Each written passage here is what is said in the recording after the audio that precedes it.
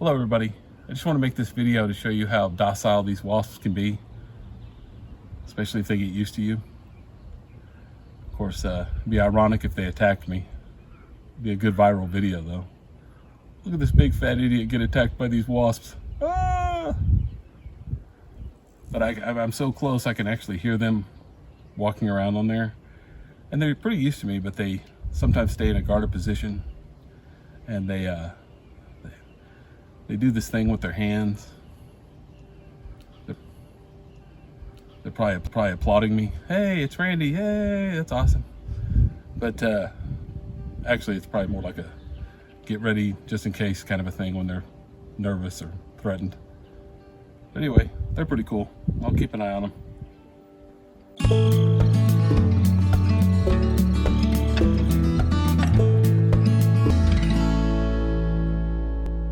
Hello everybody. For this video, I'll be talking about the ringed paper wasp, Polistes annularis, but a lot of this can apply to most paper wasps. Often, when a queen paper wasp begins to build a nest in an inconvenient location around my home, I just remove the stalk when the queen is away. After that, she will generally rebuild somewhere else. However, while I did remove a few this spring, I decided to let one queen continue to build a nest just above my garage door. She began building it around March 20th. She is a ringed paper wasp, and she was always pretty calm when I was nearby. I decided to do this so I could study these wasps throughout the spring and summer. I just hope they don't become aggressive later on. And while it started off with one queen, the foundress, she was soon joined by another queen, which is not entirely unusual.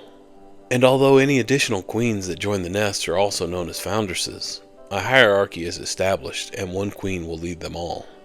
In this case, it was the original foundress. She's the boss. After a day or two, another queen joined the nest to make it 3 wasps strong. However, while the first subordinate was welcomed by the original foundress, the second was not, at least at first.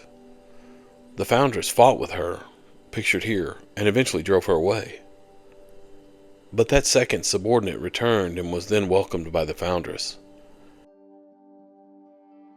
Perhaps she didn't understand the rules and just needed an attitude adjustment, but I'm not certain. And the next day, another queen joined the group to make it a family of 4, and that is how it has remained. Over the days and weeks that followed, the wasps created chambers little by little, and the original foundress would lay an egg in each cell. Well, I can't say she laid every egg, but the boss queen usually lays most, if not all of them. At first, the chamber walls were short, but the wasps built them up as the larvae grew. And for the larvae to grow, workers went out and gathered food, usually caterpillars, then brought it back to the nest and fed the larvae, which are basically little white grubs.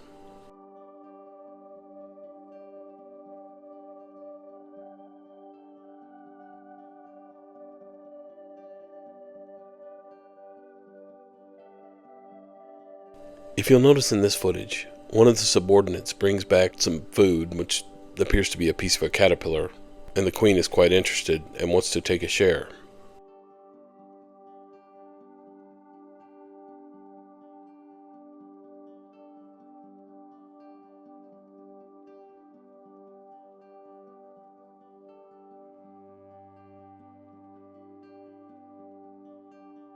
Each of them will pre-chew the food and then feed it to the larvae, and that's how it goes.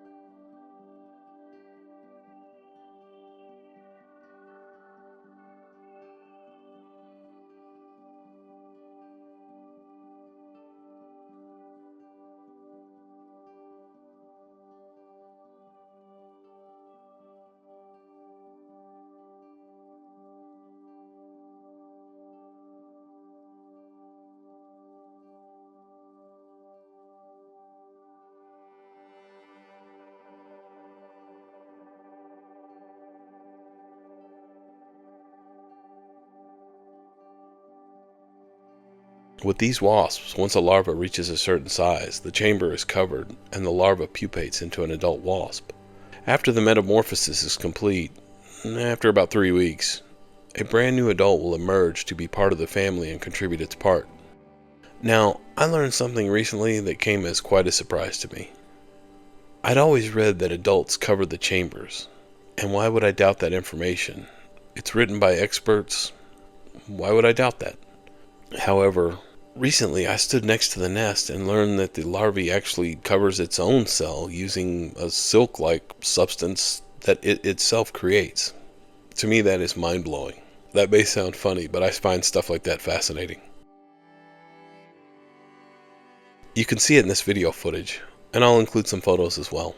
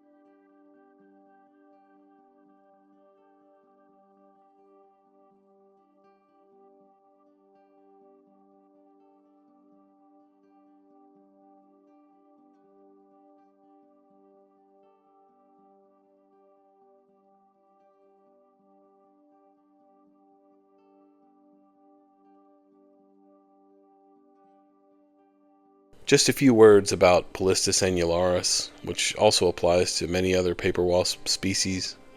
The only ones that survive the winter are pregnant queens. They find a place to shelter for the winter, a place that will protect them from predators. Then they enter diapause until it's warm enough to begin nest building. Well, sort of. During the winter months, on warm days, they may take flight for a while, then return to the shelter before nightfall. Once it's warm enough, around early spring, a queen will emerge from the diapause and search for a good place to build a nest. The majority of nests are created in wooded areas, but they also find the overhangs of structures quite tempting, obviously. When searching for a place to build, perhaps the most important factor is a place that limits sun exposure. I imagine the sun beating down all day on the larvae would not be good for them. Ringed paper wasps grow to about an inch in length. However, they can look larger, especially when they're right in your face. Their head and thorax is mostly rusty red, and the abdomen is mostly black, but has some red in the front. And where the rusty red coloring meets the black coloring, there is a ring around the abdomen. Hence the name, ringed paper wasp. Here's a map from iNaturalist where sightings of this wasp have been reported.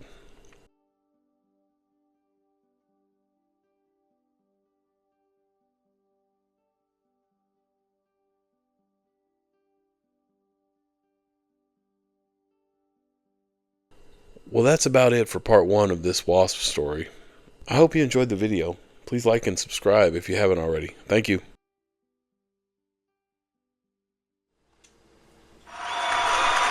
Yay, it's Brandy's Natural World, yay!